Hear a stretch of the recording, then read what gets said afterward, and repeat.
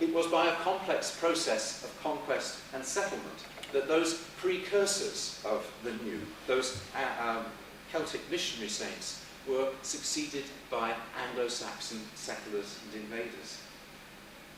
They arrived probably from the 7th century onwards, and they came both as invaders and settlers, but also as Christians. They brought a new and more organised way of doing things.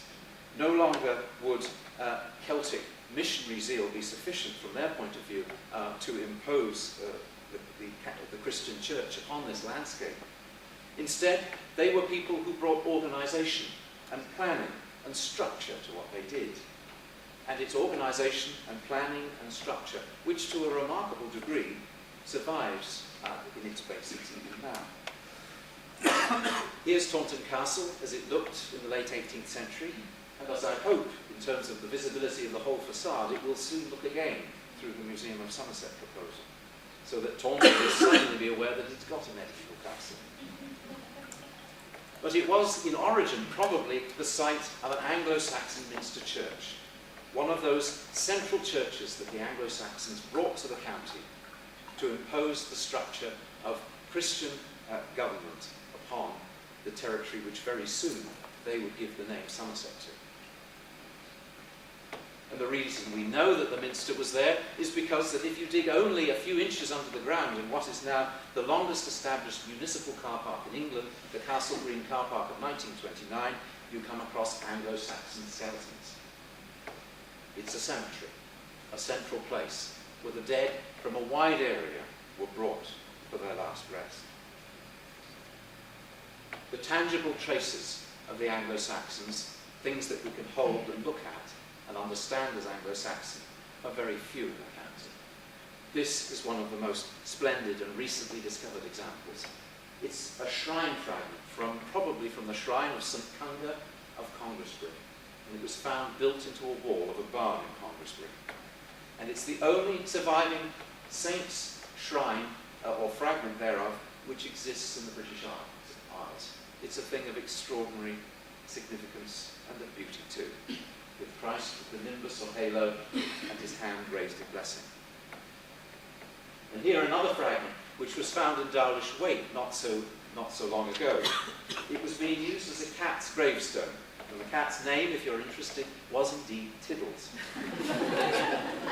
He had the most lavish and interesting gravestone of any cat that has ever been, probably, because this 10th century carving of St. Peter, again with his hand raised in blessing, is a thing of extraordinary refinement and of rarity too. We hoped we could capture it for the county. It went for auction at Sotheby's, and I think it made £120,000.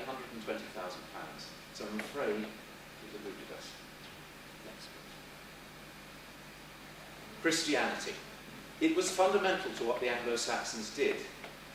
And they founded not only their minsters, they founded also monastic churches. That is, places where people simply existed to gather and to pray, where the monks prayed for the rest of us. And here is Glastonbury as it appeared in the early 19th century in a wonderful painting by George Arnold, one that we did manage to capture for the county collection and bring back to Somerset. It was probably founded by King Einar, though the legends take it back even further than that. And it became the largest and richest abbey monastic house in the whole of the British Isles. A Benedictine house of extraordinary riches and of extraordinary power, not just within Somerset, where the abbots were the major landowners, but over a much wider sphere of influence too. And the Anglo-Saxons, as I say, brought on us not only the foundation stones of Christian governance, they brought us also an administrative sense of what a county was. They gave Somerset boundaries. And Domesday Book, when it was written in 1086, named 700 estates, very nearly all of which can still be identified. And if you put the jigsaw puzzle together from the 700 pieces, you get Somerset as it existed until 1974. And again, let us not think that these were times which lacked ambition, vision, and sophistication.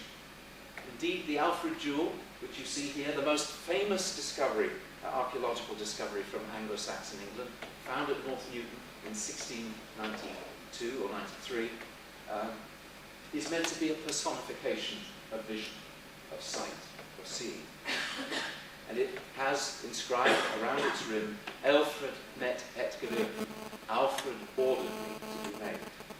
And thus, inevitably, it has been associated, and probably rightly, with Alfred the Great, the most famous of the Anglo-Saxon kings. A king of Wessex, be it said. He wasn't a king of England, because kings of England didn't yet exist.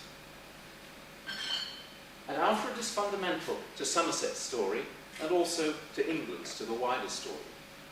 For it was when, in the 9th century, his kingdom of Wessex was threatened with Danish invasion and subjugation, that he retreated to the fen fastnesses of Athelney, as the Anglo-Saxon Chronicle tells us, and there hid in the swineherd's hut.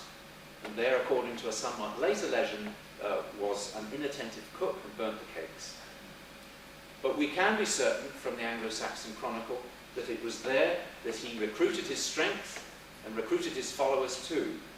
That in 878, around Easter time, he marched to Egbert's Stone on the eastern boundaries of Somerset, and there, joined by all the men of Wiltshire and some of the people of Hampshire, but nobody from Dorset, incidentally, there have been recent claims that, in fact, it was the people of Dorset who were key in all this.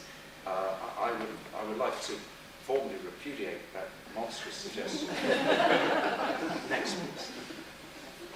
But the people who were there, as the Anglo-Saxon Chronicle tells us in 878, were Somerseter Eana, all the people of Somerset. And it is still the county motto, seen here on the re-granted county coat of arms from about 3 years ago. The Anglo-Saxon Chronicle has a narrative arc, and there is no doubt that the top of that arc is the events of 878 AD, when Alfred rescued his kingdom, and when all the people of Somerset helped him in that endeavour. Somerset can rightly claim to be the cradle of England, for it was as a result of those events, as a result of Alfred's defeat of the Danes at the Battle of Edington, that his kingdom was consolidated, and that in the reign of his grandson, something which we could recognisably call England came into existence. And Alfred was also responsible for fortifying some of our towns. He was determined that he would never be so vulnerable again to the invasions of outsiders.